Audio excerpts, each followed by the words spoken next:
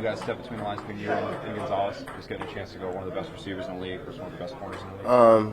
Besides him being a great player and me being a competitor, and wanting to help our teams win, he's a great dude, someone that I've seen a couple times just around in this offseason, and just the way you respect your opponent is playing your heart out, doing your best to win your rep, and I feel like that's it with me and him, and I feel like that'll be exemplified on the weekend. Vocal about how you felt about Steve Chain and your performance. You said you had some things to fix this week. How did the week go for you? Do you feel like you did those things that you felt like you need to? Yeah, I do.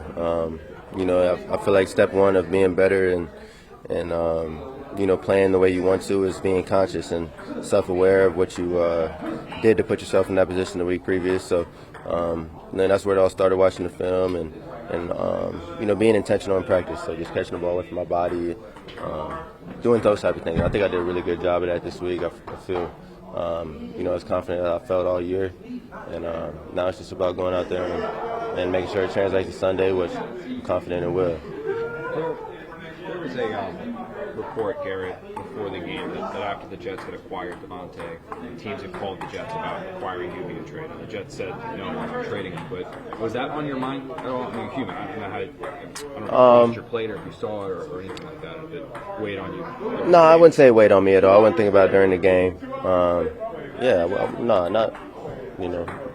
not going to say that was the reason why I played bad or nothing. No, I wasn't thinking about it. What was your takeaway from Davante's speech, which has received a lot of attention this week? Just that stuff like that is contagious, and it's something that this is all I know. So you kind of get used to something, but the reality of it is it's not okay, and we got to figure it out, and we got to figure out why we're not winning games. Because we got all the talent in the world, we got all the pieces. So why aren't we winning when it matters? And then little things like that add up, and that was my takeaway from it, coming from someone that's been a part of great cultures, great teams, and is a great player himself. When he talks, you're going to listen. So I know we all, heard him and tried to go about it the right way this practice week, and as far as having energy and if you don't have the energy, fake it till you make it, so that it's contagious. And that was my kind of takeaway from that. It moved you all over the place, but I imagine with Davante and with Allen, if he's able to play, you can line up a little bit more in the slot. We've seen you be pretty ridiculous inside there. I mean, is that a place that you feel at home? Is that something you would enjoy being in there more? Or do you like outside? Yeah, I mean, I don't mind being in the slot. I don't mind being outside. The truth of it is, usually you get less of a cover player in the slot. You get to see the defense show itself in a little different view, as opposed to being on the outside and just focus on your corner. So there's ways to get into your route a little faster and just break down the coverage and find that zone and that hole. So I like it, and I feel like being the type of player I am, it can seem a little easier in the slot to break things down, I'll say. But no, I like doing both, man. I ain't gonna fake it. I like doing both. They want me to be in the slot, and vice versa.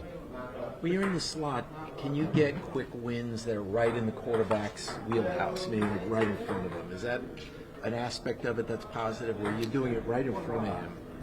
That's a good point. Maybe.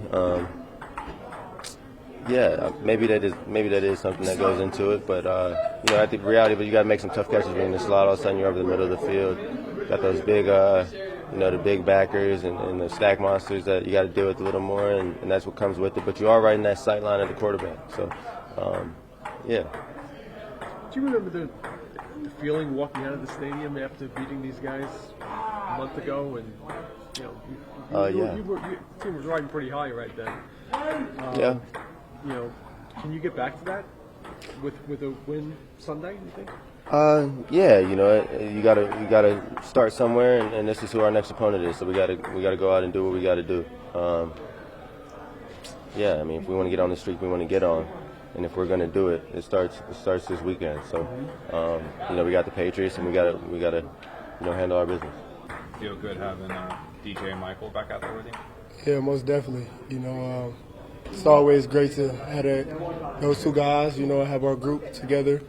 That's how we started it. You know what I'm saying? So, The way teams try to attack us without them, they back, so looking forward to that. No knock to the guys that are out there because we have full belief that they can get the job done as well. So, that's just what that is. But, yeah. When you're playing against a rookie quarterback like Drake compared to somebody maybe veteran like you were last week against Ross or any of the other veteran quarterbacks you've seen in the past, can you be more aggressive or take more chances knowing you've seen more things in this league than maybe he has? Sometimes it really just depends on what the play call is, but definitely sometimes for sure. What do you see from him on film, Drake May? He looked pretty good. I done seen him since college. So he was a great quarterback to watch in college, and I feel like even when Brissett was starting, he was always ready.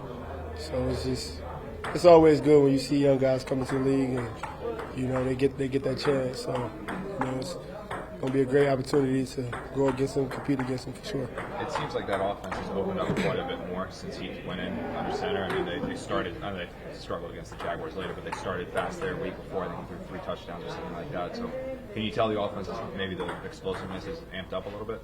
Oh, yeah, definitely, man. I feel like those guys are very comfortable with him at quarterback. And I know he's a very confident guy, so he's not scared to throw the ball down the field. So, we looking forward to those opportunities. And, yeah. Sauce Gardner told us that Reddick will play this week. What have you seen from him this week in practice, and what do you kind of sense that he can add to you guys as a whole on defense? Man, he's very humble dude. He just came in ready to learn, not feeling himself or being cocky or nothing like that. I met him at the Pro Bowl a minute ago, so I was already familiar with him, and he had a lot. Pass rush, getting to the quarterback. No matter what it is, finding a way to get to the quarterback. And being effective in the run game as well. He offered a lot of versatility. So I'm looking forward to taking the field with him on Sunday. How much does that help in the secondary, just having a guy like that, proven quarterback sacker? A lot. That helps a lot. Speaking of you, when you said, can we take more chances?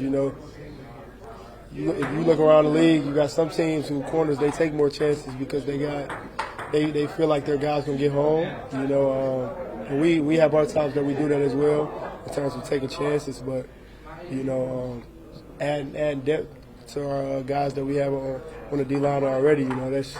It's just a plus. Your first couple years in the league, Sauce, I think this defense only blitz, 18, at most 19% of the time. That number's a lot more this year. It's like 30-something%. How does that change the way, you're not blitzing, but how does it change the way you're playing as a corner when the guys maybe that are back there in the second are not trying to get home? Man, but what I can tell you, because I know one of my individual goals that I wanted to get more picks. When you play man, it's kind of harder to get more picks. Back is to the quarterback, especially if you're playing against a quarterback like Aaron.